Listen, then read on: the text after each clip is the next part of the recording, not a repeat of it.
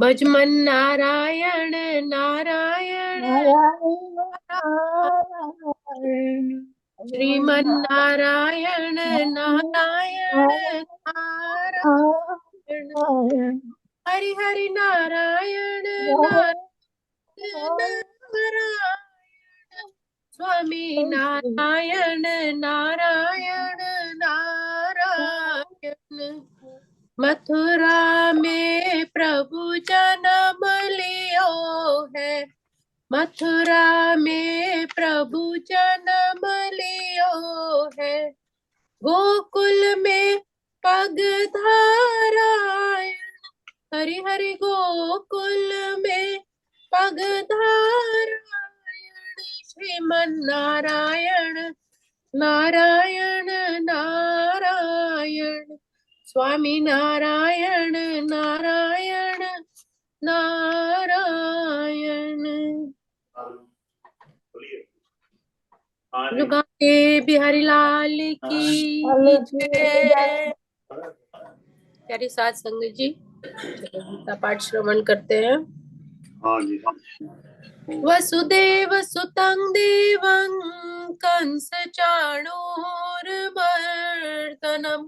देवकी परमानन्दं कृष्णं वन्दे जगद्गुरुं। कृष्णं वन्दे जगद्गुरुम्। ओम श्री परमात्मने नमः। श्रीमद् भगवद गीता अथ नवमोऽध्याय।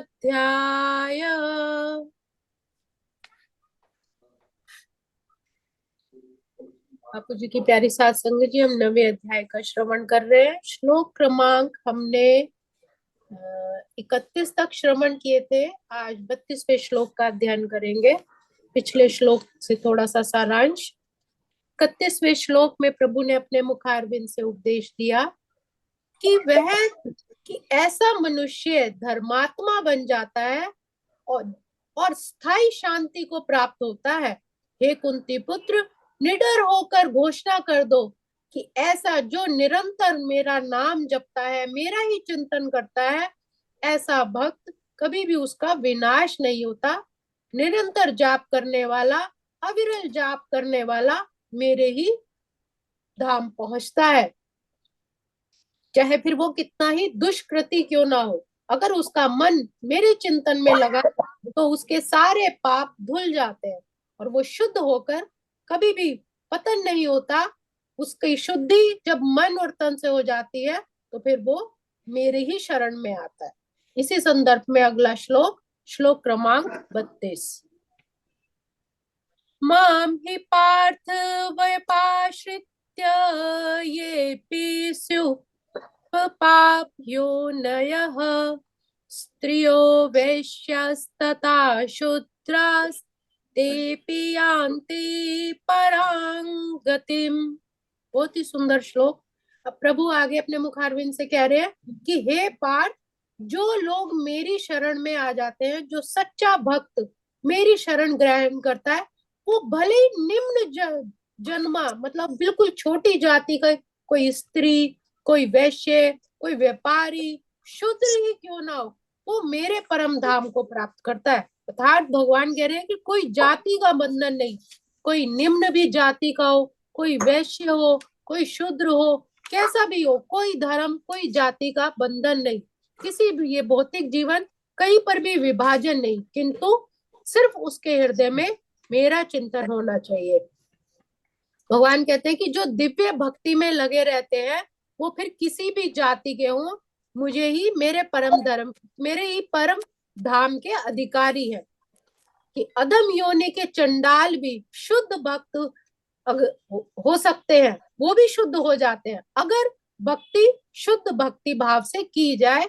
तो वो भी ऐसा कोई उनके जीवन में आ जाए जो उनका पथ प्रदर्शन करे, कोई सच्चा गुरु मिल जाए तो उन्हें भक्ति की राह पर ले जाता है और इस तरह वो ऊंच नीच के भेदभाव को मिटाकर वो फिर मेरी शरण ग्रहण करता है। शुद्ध भक्त की शरण ग्रहण करके सामान्य से सामान्य व्यक्ति भी शुद्ध भक्ति की शरण ग्रहण करके सामान्य से सामान्य व्यक्ति भी शुद्ध हो जाता है।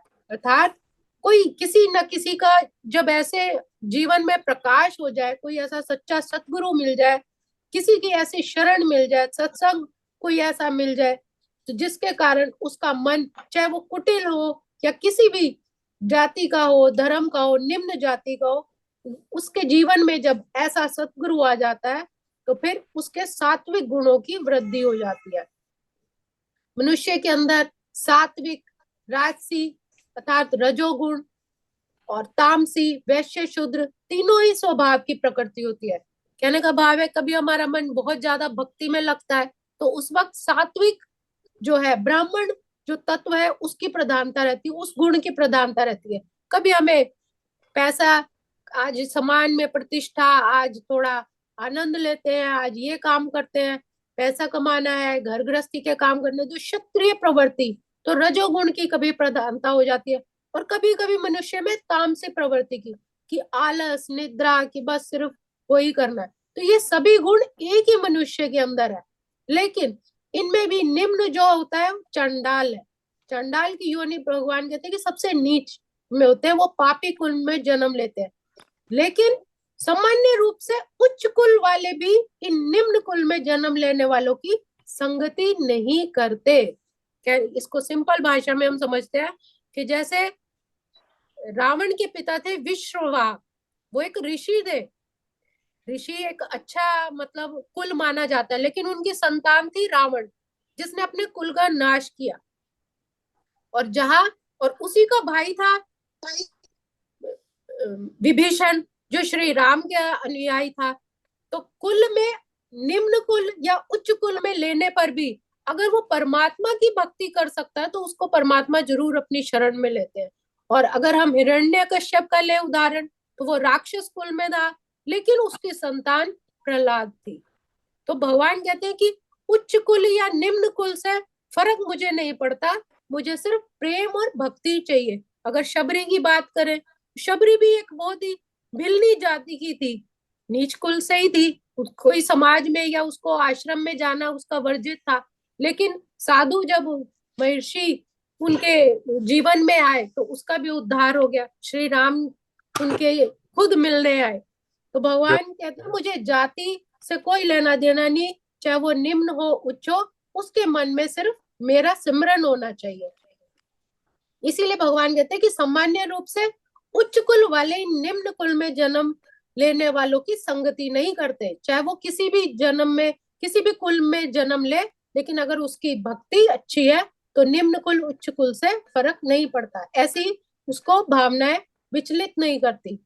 भक्ति योग इतना प्रबल होता है कि भगवत समस्त निम्न कुल वाले व्यक्ति को भी जीवन की परम सिद्धि प्राप्त करा सकते हैं। अगर उसकी परमात्मा में सच्ची भक्ति निष्ठा है तो वो चाहे निम्न कुल का ही क्यों ना हो, वो भी परम सिद्धि प्राप्त कर सकता है। कोई जरूरी नहीं है कि कोई बहुत बड़ा संत महापुरुष है, उसके पास बहुत सिद्धियां हैं, बहुत ज्ञान है, तो वही परम सिद्धि प्राप्त करेगा। भगवान कहते हैं ऐसा नहीं है। जो मेरा, जो भजन सिमरन करेगा, जो मेरा चिंतन करेगा, चाहे वो किसी भी जाति का हो, किसी भी कुल का हो, कैसा भी हो, वो मुझे प्रिय है और वो, उसको परम सिद्धि प्राप्त करने से कोई नहीं रोक सकता। लेकिन शर्त एक ही है, जो उस परमात्मा की शरण में सच्चे हृदय से जाए। एक कोई एक निम्न जाति के वो हुए थे, जोधा दास करके, पता नहीं ऐसे कुछ नाम है, महाराष्ट्र के कोई हुए थे, बहुत वो ठाकुर जी को बहुत मानते थे, लेकिन वो निम्न जाति के होने के कारण उनका प्रवेश मंदिर में निषेध था। पंडित मतलब पुराने समय में जो कट्टर थे, मंदिरों में उनको प्रवेश नहीं करने देते थे। एक बार क्या हुआ, उन्होंने बाहर देखे बहुत सुंदर सुंदर केले थे, तो उन्होंने कहा कि आज तो मेरा भी मन हो रहा है कि प्रभु को, जगन्नाथ जी को इसका भोग लगाया जाए। तो उन्होंने क्या किया कि ले लिए केले कि आज मैं कोशिश करूंगा कि पुजारी जी मुझे अंदर मंदिर में प्रवेश दे, मैं भोग लगवाना चाहता हूँ। पहुंच गया, लेकिन उसको वहां से धक्के मार के बाहर निकाल दिया कि तू निम्न जाति का है, तुझे अंदर मंदिर में प्रवेश नहीं है। उनका मैं बड़े मन से ये केले लेके आया हूँ, आज मुझे बड़े अच्छे लग रहे थे, मैं चाहता हूँ कि ठाकुर जी इसको भोग लगाए। उनका तूने सोच भी कैसे लिया कि तेरे ये बेकार से केले ठाकुर जी भोग लगाएंगे? उनको रोज नए नए प्रसाद चढ़ते हैं और तू अपने केले लेकर आ गया। तो वो बड़ा उदास हो गया, रोने लग गया, कहने लगा कि अगर इतना ही जाति का है तो मैं आज भगवान से रो रो कर अपनी जान दे दूंगा और यही प्रार्थना करूंगा कि अगले जन्म में मुझे ब्राह्मण कुल का बनाए। अगर ब्राह्मण कुल के लोगों का भगवान प्रसाद ग्रहण करते हैं और निम्न जाति का नहीं करते, क्योंकि भगवान ने भगवत गीता में कहा है अंतिम समय में जो जिसका चिंतन करता है ना, फिर उसको वही मिलता है, वही जन्म मिलता है। तो मैं अपनी मृत्यु के क्षणों में ब्राह्मण का ही चिंतन करूंगा, जिससे अगले जन्म में मैं ब्राह्मण बनूं और फिर मैं ठाकुर जी को भोग लगाऊं। तो वो रोने लग गया, खाना पीना छोड़ दिया, रो रो कर जब रात हो गई, बिल्कुल उसके प्राण एकदम गले तक आ गए। तो अब प्रभु से देखा नहीं गया, चाहे भक्त किसी भी जाति का हो, किसी भी कुल का हो, उसके द्वार पर आए और उन्होंने जब दरवाजा खटखटाया कि जोधादास मैं तो, मुझे आज बड़ी भूख लगी है, दरवाजा नहीं खोलोगे? तो उन्होंने दरवाजा तो खोला और कहने लगे आ गए तुम, अब मिल गया तुम्हें टाइम, अब समय मिल गया मेरे लिए। जब मैं तुम्हें दिखा रहा था कि भोग लगा लो, तब तो आप 56 भोग लगा कर बैठे थे, तब तो तुम्हें मेरे केले नजर नहीं आए। तो उन्होंने, तब भगवान जी कहते हैं, ठाकुर जी कहते हैं, अरे तूने दूर से मुझे केले खिलाए, मेरे तो दिखाए जो, मेरे तो उन्हीं से मुंह में पानी आ गया। तूने दूर से इतने सुंदर सुंदर मुझे केले दिखाए, उसे देख के मेरे मुंह में इतना पानी आ गया कि मैं 56 भोग खा ही नहीं पाया। देख ले अभी भी वो थाली थाल वहीं पर पड़ा है, मैं सुबह से भूखा हूँ, क्या आप मुझे खिलाएगा नहीं? तो वो उसका दिल भी पसीज गया, उसने कहा ठीक है ठाकुर जी। उसने कहा ऐसे नहीं, अब तो मैं तेरी गोदी में बैठ के ही खाऊंगा। तो प्रभु फिर उसकी गोदी में बैठे और उसने बड़े प्रेम से उनको भोग लगाया। तो प्रभु भी आनंदित हो गए कि आहा, इतने सुंदर केले आज तक, इतने स्वादिष्ट मैंने आज तक नहीं खाए, और मुझे दो और चाहिए। उन्होंने कहा दो किस लिए? उन्होंने कहा कि मैं ये रुक्मिणी को देना चाहूंगा कि वो भी तो खा के देखे कि प्रेम से भरे हुए केले कैसे होते हैं।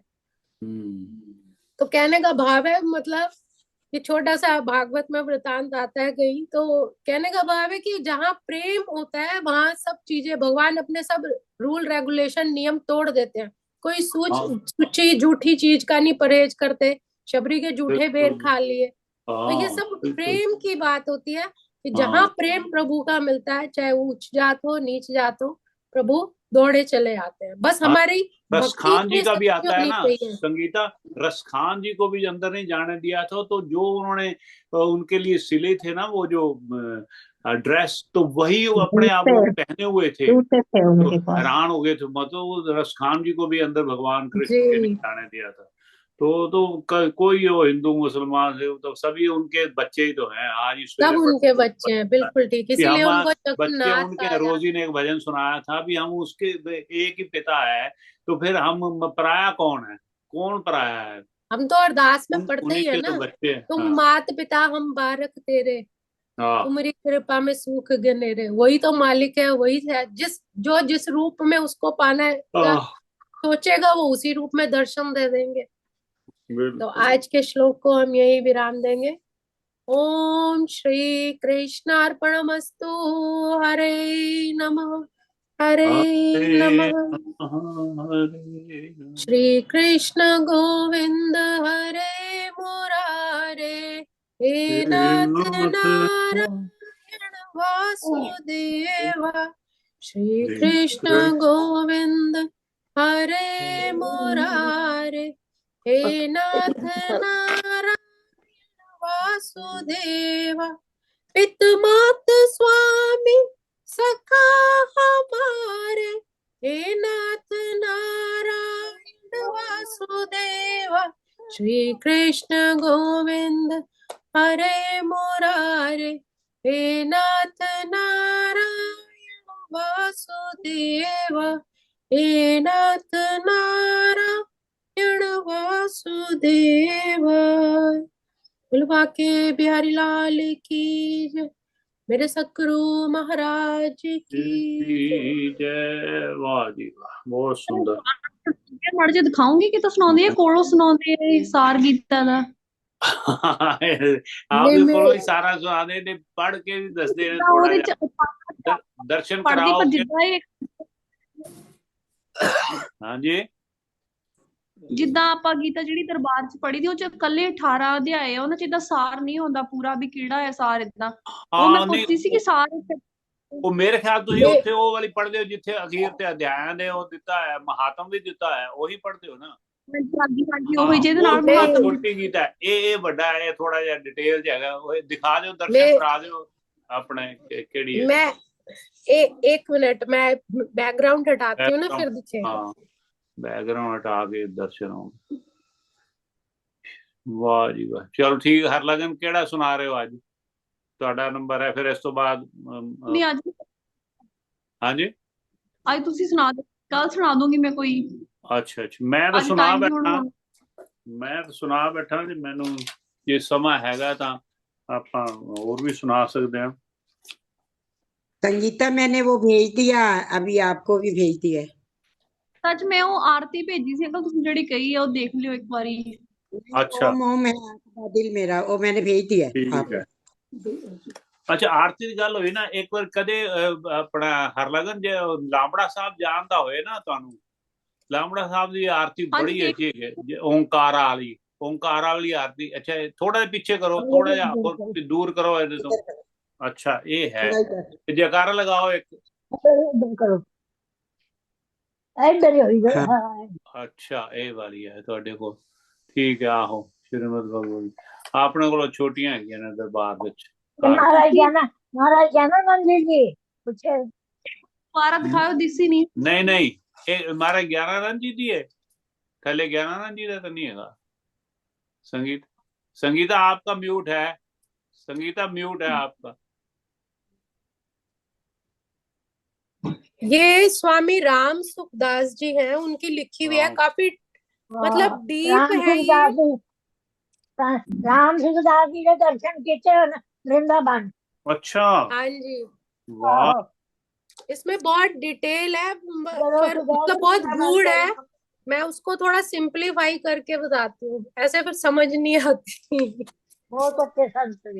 हाँ, ये इसमें तो इतना थोड़ा सा काफी ना मुश्किल हो मतलब जाएगा। हैवी है पूरा, मतलब काफी हैवी मतलब ग्रंथ है ये। ज्यादा विस्तार ना दिखता है ना। हाँ जी, बहुत विस्तार से है। फिर वो छोटी भी जो है भगवत, ये तो ऑलमोस्ट सबके पास होती है ये वाली। होता है साढ़े घर चाहे छोटी सी दूसरी गीता तो है, ये तो है यार घर। हाँ जी, कोई कोई पढ़ते पढ़ते, क्योंकि एक बार मैंने पढ़ी है। ਭਗਤ ਕਸ਼ਮੀਰ ਲਾ सुना है। ਸੁਣਾ ਦਿਓ। हाँ जी, हाँ जी, महाराज सुखराम जी का अच्छा, मैं ऑनलाइन मंगाई सी मासी जी, मैंने अच्छी लग रही सी, मैं ऑनलाइन मंगाई सी गोरखपुर प्रेस को।